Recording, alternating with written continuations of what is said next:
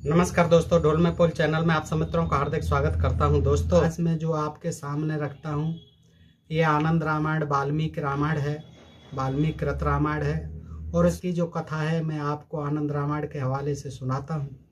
दोस्तों, जिसमें जो है सुग्रीव और अंगद ये भी उड़ते हैं और ये भी देखिए किस तरह से लंका में पहुंचते हैं और रावण को ललकारते हैं। कितनी अपनी जो है विद्वता दिखाते हैं, कितनी वीरता दिखाते हैं, देखिए दोस्तों। और रावण जो है एक बच्चे की तरह डरा डरा भयभीत होकर के बैठा बैठा इनकी बातों को सुनता रहा है। और अंगद तो उसके लंका से महल को ही लेकर के उड़ाया रामचंद्र जी के पास। तब रामचंद्र जी कहते हैं, अरे ये तुमने क्या किया भाई? तो वो बोला, महाराज मुझे पता ही नहीं चला, ये कब मेरे साथ चलाया उड़ करके। तो इस तरह की बड़ी विचित्र रोचक कथाएं हैं दोस्तों, आइए सुनते हैं। तो अंगद लंका में जाकर राम की आज्ञा से रावण की सभा में पूंछ का मोड़ा बनाकर पहुंच गए। रावण को राम जी ने कहा, अंगद को राम जी ने कहा कि जाइए तुम पता लगा के लाइए, दूध तो हो ही। तो अंगद बाली का पुत्र था, बाली को मार दिया था छिप करके, वही अंगद है। देखिए किस तरह से पुत्र भी गद्दार हुआ करते थे। जैसे प्रहलाद भी गद्दार हो गया था, हिरण्यकश्यप का मरवा दिया। भाई भी गद्दार हुआ करते थे, विभीषण जैसे। तो अंगद जो है लंका में जाकर राम की आज्ञा से रावण की सभा में पूंछ का मोढ़ा बनाकर बैठ गए। क्या? पूंछ का आसन बना करके। अब बताइए आप, किसी बंदर की पूंछ जो इतनी लंबी होगी कि उसका जो है आसन बना करके बैठ जाए। लेकिन यह है कि जो कुछ मन में आया लिख दिया। अब देखिए आगे सुनिए। और निर्भय हो अनेक नीति वाक्यों से रावण को समझाने लगे। अब देखिए ये बंदर जो है समझाता है, पूंछ का मोढ़ा बना करके बैठ गया है और रावण जैसे विद्वान बलशाली को समझाता है। उन्होंने कहा, रावण मैं तुमको जो हितो उपदेश देता हूं वह सुनो। धन से सीता का सत्कार कर, धन से सीता का सत्कार शीघ्र ही राम को दे आओ। राम को साक्षात नारायण समझो। तुम कोई मामूली इंसान मन समझो, साक्षात नारायण है, विष्णु है। उनसे द्वेष करना छोड़ दो रावण, क्योंकि जिनके चरण कमल रूपी जहाज का आश्रय ले ज्ञानी लोग भी भक्त से पवित्र मन वाले हो इस संसार रूपी सागर से पार हो जाते हैं। वह राम मात्र मनुष्य नहीं है, ये ध्यान कर ले रावण। अंगद जी सुना रहे हैं, महाराज ज्ञान दे रहे हैं। हे राजेंद्र, यदि तुम अपने कुल की कुशलता चाहते हो तो मेरा कहना मानो। तब अंगद के ऐसे नीति युक्त वचनों को सुनकर रावण अति क्रुद्ध होता हुआ बोला, हे नीच, सबको भयभीत करने वाले रावण को आज तू भय दिखाने आया है। क्या कहते हैं रावण जी कि तब अंगद के ऐसे नीति युक्त वचनों को सुनकर रावण अति क्रुद्ध होता हुआ बोला, हे नीच, सबको भयभीत करने वाले रावण को आज तू भय दिखाने आया है। अरे मूर्ख, जिसने समस्त देवताओं पर विजय प्राप्त कर लिया है तथा कैलाश पर्वत को भी कंपित करने वाला है, उस मेरे सामने हे वानर तू आज क्या व्यर्थ बकवाद कर रहा है? मैं क्षण मात्र में राघव, राम, लक्ष्मण, सुग्रीव, हनुमान, विभीषण और तुझको तथा सब वानरों को मारकर चर्वण कर सकता हूं, चबा सकता हूं। इस प्रकार रावण का गर्वपूर्ण वाक्य सुन अंगद ने कहा, बाल पास से विचूर्णित, यानी बाल पास, बाल के बंधन में बंधकर चूर्णित चूर चूर हुए, शिव पादांगुष्ठ से दबाए, शिव के पाद अंगुष्ठ से दबाए हुए, अंगुष्ठ से दबाए कैलाश से पीड़ित, कैलाश से भी पीड़ित हुए जो शिव के पाद के अंगुष्ठ में दबा रहता है। वीरात्मा, कार्तवीर का क्रीड़ा मृग, तू कार्तवीर का क्रीड़ा मृग और श्वेत दीप की स्त्रियों के करों से ताड़ित मुख रावण, यानी श्वेत द्वीप की स्त्रियों के हाथों से पिटा हुआ तेरा मुख है रावण। मैं तेरे बल को जानता हूं और मुझे यह भी ज्ञात है कि विष्णु के पुत्र ब्रह्मा, ब्रह्मा के पुत्र मरीच, मरीच के पुत्र कश्यप, कश्यप के पुत्र इंद्र तथा इंद्र के पुत्र अर्थात बाल ने तुझे युद्ध में बांधकर कारागार में डाल दिया था। वहां तुम्हारा मुख खाट पर बद्ध होने से मेरे मलमूत्र से भर जाता था। हाँ, मैं बच्चा था और मेरे पिताजी ने युद्ध में कारागार में बांध दिया था, खटिया पर बांध के डाल दिया था और वहां तुम बंधे रहते थे। मेरे मलमूत्र से तुम्हारा मुख भर जाता था। भूल गए तुम? मलमूत्र से भर जाता था। मैं जो है तुम्हारे ऊपर ही करता था सब ये विसर्जन क्रिया।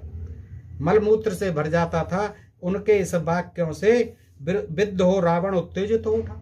उसने दूतों को आज्ञा दी कि मार मार कर इसका मुख लाल कर दो। सहस्त्रों राक्षस हाथ में, सहस्त्रों राक्षस, एक दो नहीं, हजारों राक्षस हाथ में शस्त्र ले हथियाले अंगद की ओर झपटे।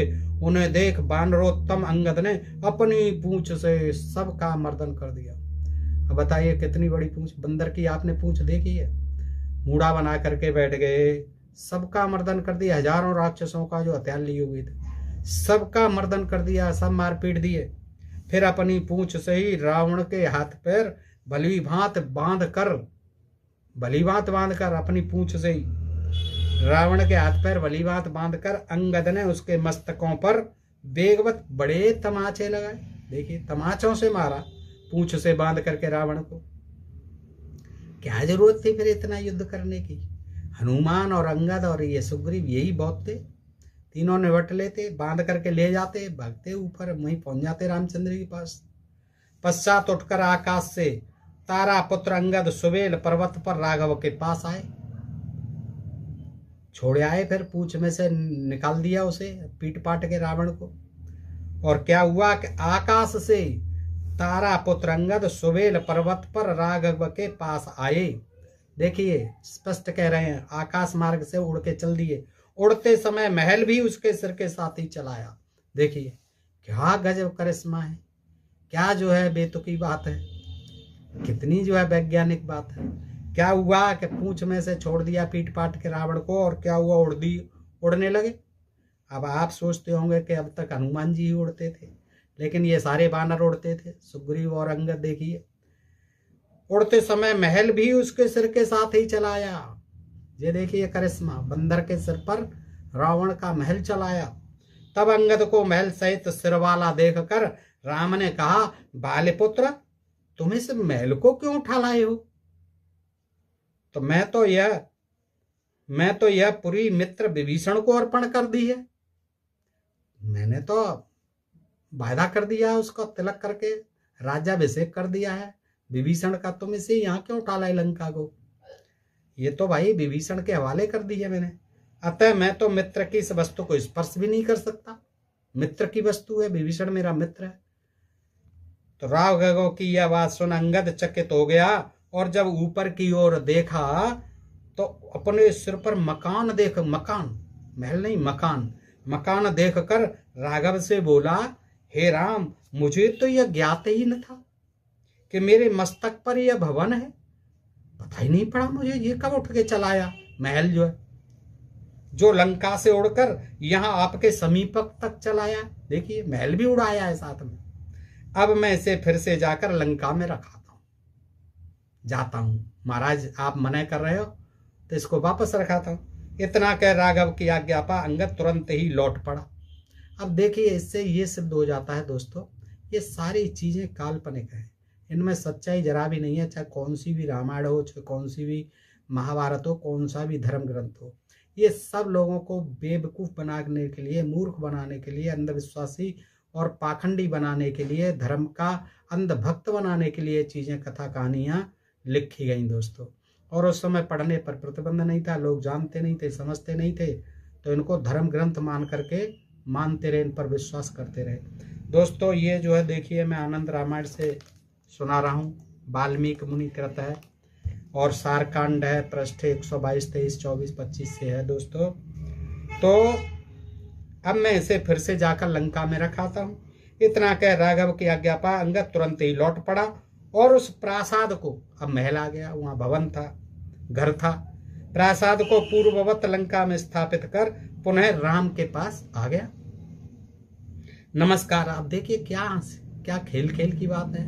महल उड़ करके चलाया, फिर लंका में रखाए अंगद जी, नमस्कार कर सब वृतांत निवेदन किया। लिख दिया है कि धर्म के विपरीत बात मत सोचो, कोई तर्क वितर्क मत करो। धर्म में तर्क वितर्क की कोई गुंजाइश नहीं होती, और जो तर्क वितर्क करता है वो नास्तिक है, और वो वेद निंदक है, वेद विरोधी है, वो शूद्र के समान है। और वो जो नहीं मानते थे, जो क्षत्रिय जो भी, वो जो है सब शूद्र बना दिए जाते थे। जो इनकी बातों को नहीं मानते थे उसे साफ दे करके असुर और शूद्र बना देते थे। दोस्तों लंका में जाकर जो कुछ किया था, नमस्कार कर सब वृतांत निवेदन किया। फिर अंगद ने फुर्सत में आकर लंका में जाकर जो कुछ किया था और रावण से जो संवाद हुआ था वह सब राम से कह सुनाया, जिसे सुनकर राम ने अंगद को हृदय से लगा लिया।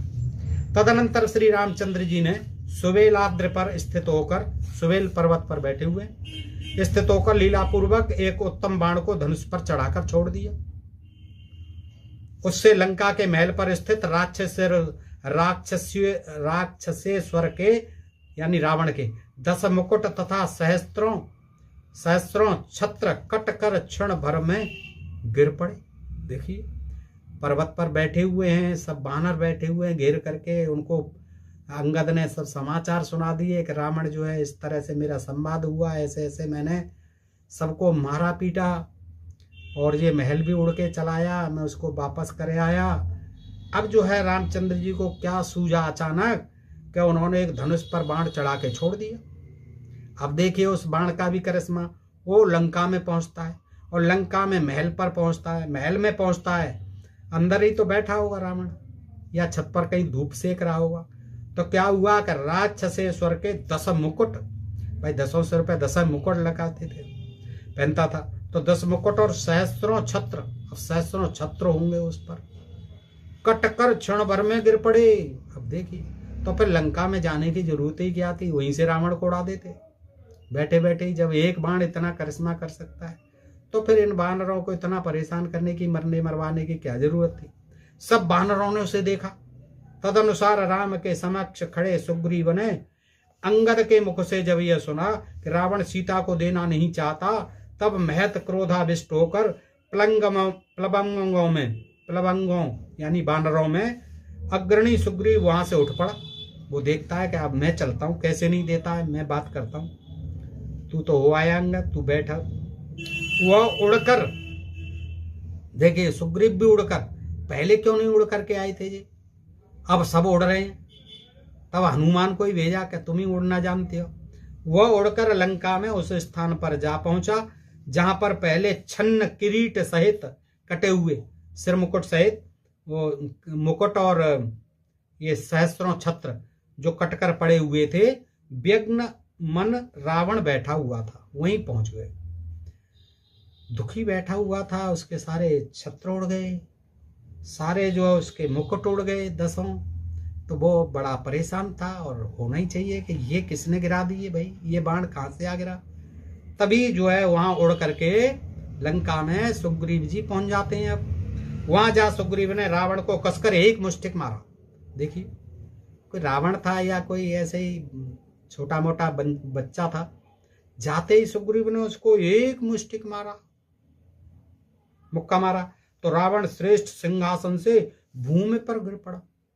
देखिए एक ही मुक्के में रावण जो गिर गया।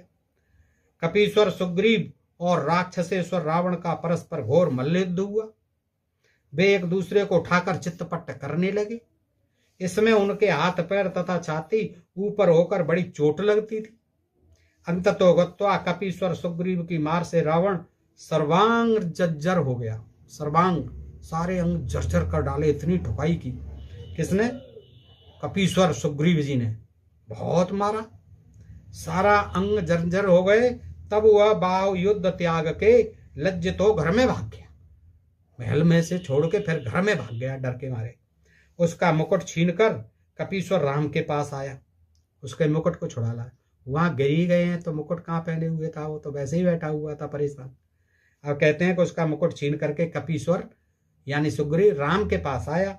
सबक्त राम को नमस्कार, सब समाचार कहा। राम ने भी आदर सहित सुग्रीव का आलिंगन किया और कहा, हे भाई, तुम हमको बिना कहे चुपके से रावण के साथ युद्ध करने कैसे चले गए? तुम हमको बिना कहे चुपके से रावण के साथ युद्ध करने कैसे चले गए, बता के भी नहीं गए यार। यदि तुम्हारे प्राण संकट में पड़ जाते तो हम सीता के साथ भी क्या सुख उठाते? बताइए, हमारा तो बेकार था फिर सीता मिलन। जब तुम्हारे प्राण संकट में पड़ जाते, ऐसी गलती क्यों की आपने? चुपचाप चले गए बिना बताए। फिर कभी ऐसा साहस मत करना। इसके पश्चात ही नगाड़ा, मृदंग और तुरई आदि वाद्यों को बजाते हुए सब बानर, देखिए बानर सब बाजे बजाना जानते थे, नगाड़े मृदंग तुरई, कमाल के बानर थे, उड़ते भी थे, सारे काम कर लेते थे। सब बानर वीरों ने लंका को घेर लिया। अब पता नहीं रामचंद्र जी के 6वीं सेना भरत जी क्यों नहीं लेकर के आए, अयोध्या में क्या कर रही थी, जबकि भरत जी को सारा हाल बता दिया था हनुमान जी ने, अयोध्या में गिरा दिया था भरत जी ने। तो बाद सब बानर वीरों ने लंका को घेर लिया, सब द्वारों को रोककर खड़े हो गए। फिर राम ने रावण के उस मुकुट को सेनापति अंगद को दिया और कहा, जाओ शीघ्र ही लंका को घेर लो। अंगद को दक्षिण द्वार पर, वायुनंदन हनुमान को पश्चिम द्वार पर, नल को सुसैन्य पूर्व द्वार पर, सुखेन को उत्तर द्वार पर जाने की आज्ञा दी। फिर तो वे सब राम को नमस्कार कर अपनी अपनी सेना ले चले गए और जाकर लंका के चारों द्वारों को रोककर वहां खड़े हो गए। उधर रावण सुग्रीव के हाथ की मार खाकर घायल शरीर गृह में जाकर एकांत में मन मारकर सो गया बेचारा, पिटपिटाकर। सुग्रीव ने इतना मारा कि सो गया अपने भवन में जाकर। वह सुग्रीव के पुरुषार्थ को स्मरण करने लगा कि यार बड़ा बलवान था ये तो। इधर रावण का नाना माली, सुमाली तथा माल्यवान, इन तीनों भाइयों ने भी परस्पर विचार किया, रावण को समझाना चाहा। तब इन तीनों में से बुद्धिमान राक्षस माल्यवान, उसका नाना था, ससने शीघ्र ही रावण से मिला। वहां जाकर शांतिपूर्वक वीर राक्षसेश्वर रावण को कहने लगा, राजन मेरी बात सुनो। नाना कहता है, फिर जैसी इच्छा हो वैसा करना। हे दशानन, जब से राम की प्रिय सीता इस लंका में आई है तब से लंका में नित्य अपशकुन दिखाई पड़ते हैं। ये शकुन और अपशकुन भी बहुत दिखाई पड़ते हैं इन ग्रंथों में। ये भी घोर अंधविश्वास है, ये सब घोर और नाश के निमित्त हैं। देखिए मैं कहता हूं सुनो, मेघ तीव्र गर्जन शब्द करते हैं। अब मेघ तो गर्जन शब्द करेंगे ही करेंगे, बगैर गर्जन के क्या मेघ। सर्वदा लंका में गरम गरम लहू की वर्षा करते हैं। देखिए बादल जो है बरसते हैं, गरम गरम लहू की वर्षा कर रहे हैं। शिवलिंग खिन्न दृष्ट आते हैं। शिवलिंग जो है यहाँ पर सारे खिन्न हैं, ऐसे दिखाई देते हैं, बड़े क्रोध में है सभी शिवलिंग। यानी इससे ये दिखाया है कि वहां शिवलिंगों की पूजा होती थी लंका में। कभी पसीजते हैं ये, कभी कांपते हैं शिवलिंग। ये भी देखिए क्या है, कभी कांपने लग जाते हैं, कभी पसीजने लग जाते हैं। सम्मुख स्थित काली की मूर्तियां, अब वहां भी लंका में भी पहुंचा दी काली की मूर्तियां। पांडुवर्ण के अर्थात पीले दांत निकाल कर हंसती हैं। देखिए क्या विचित्र रामायण है, तभी आनंद रामायण इसका नाम रखा है वाल्मीकि जी ने। सम्मुख स्थित काली की मूर्तियां पांडुवर्ण के यानी पीले वर्ण के और पीले दांत निकालकर हंसती हैं। गायों से गधे उत्पन्न होते हैं। देखिए गायों से गाय पैदा नहीं हो रही या बछड़े पैदा नहीं हो रहे, गाय पैदा नहीं हो रहे, गधे पैदा हो रहे। कमाल की बात है, ये कितने अपशगुन हो रहे हैं। वे नेवलों से तथा बिल्लियों से लड़ते हैं, वे नेवलों से तथा बिल्लियों से लड़ते हैं। गधे जो गायों से उत्पन्न होते हैं वे नेवलों से और बिल्लियों से लड़ते हैं। सर्प गरुड़ युद्ध करते हैं, सर्प और गरुड़ आपस में लड़ते हैं, जबकि सर्प जो है भोजन होते हैं गरुड़ के। कभी कभी सिर मुड़ाए कराल बिकट काले काले पीले पुरुष का रूप धारण कर साक्षात काल लोगों को डराता हुआ दृष्टिगत होता है।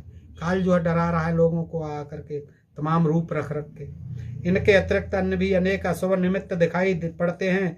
अतः हे दशानन, कुल के रक्षार्थ शांति धारण करो और सीता का आदर सत्कार कर धन सहित शीघ्र ही राम को सौंप दो। यह सुनकर रावण ने अपने नाना से कहा कि क्या तुम राम द्वारा यहाँ इस प्रकार अनर्गल बातें करने के लिए भेजे गए हो नाना जी? अतः जो हुआ सो हुआ, अब तुम शीघ्र ही यहाँ से निकल भागो, बहुत हो गई बकबक, भागो। वृद्ध तथा संबंधी होने के नाते मैंने तुम्हारी इतनी बातें सहन की हैं, इतनी बकबक कर ली है, इसीलिए कि आप मेरे व्रत हैं, नाना हैं, मेरे सम्मानित हैं आप। इससे अधिक अब तुम्हारा वाक्य हमारे कानों को जला रहा है। रावण की फटकार पर माल्यवान अपने घर को चला गया। रावण ने भी सभा में जाकर राक्षसों को आज्ञा दी। उसने पूर्व द्वार पर धूम्राक्ष को, पश्चिम पर वज्रदंष्ट को, दक्षिण पर नारांत को और उत्तर द्वार पर महोदर को नियत कर दिया। सेना को वस्त्राद से संतुष्ट कर शीघ्र ही उनके साथ भेज दिया। रावण को नमस्कार कर सभ्य चारों ओर से युद्ध में गए। इस प्रकार राम रावण की सेनाएं युद्ध के लिए महान गर्जन करती हुई एक दूसरे के सामने जा खड़ी हुई।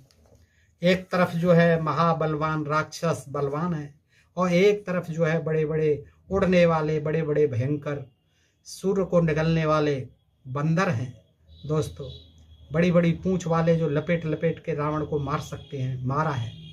तो दोस्तों इस प्रकार जो है ये आनंद रामायण से आपने सुना और देखा कि इन धर्म ग्रंथों में कितनी अवैज्ञानिक बातें लिखी हुई हैं दोस्तों, और इन्हीं के कारण आज भी इन अंधविश्वास और तमाम पाखंड और तमाम लोग जो ये पंडावाद है, पौरोहित्यवाद है, पुरोहित जो है तमाम ठग रहे हैं, लोगों को छल रहे हैं इन कथा कहानियों को सुना सुना करके दोस्तों, और देश को अज्ञान और अंधकार में धकेले हुए ऐसी बेतुकी बातें सुनाते रहते हैं जिनको सुनकर के हंसी आती है, जिनका कोई सिर पैर नहीं है। और ये भोले भाले लोग जिनमें शूद्रों की संख्या ज़्यादा होती है, सामने बैठे उठे वाह वाह करते रहते हैं, ताली बजाते रहते हैं, जय हो गुरु महाराज, जय हो गुरु महाराज बोलते रहते हैं। तो दोस्तों ये हमारे धर्म ग्रंथों की हकीकत। बताइए आज का प्रसंग आपको कैसा लगा? अच्छा लगा हो तो ज़्यादा से ज़्यादा मित्रों में शेयर किया करें दोस्तों, और अपने प्रिय चैनल ढोल में पोल को सब्सक्राइब करते रहा। आज के लिए इतना ही। सुनने के लिए आप सब मित्रों का हृदय से आभार। नमस्कार, जय हिंद, जय भारत दोस्तों।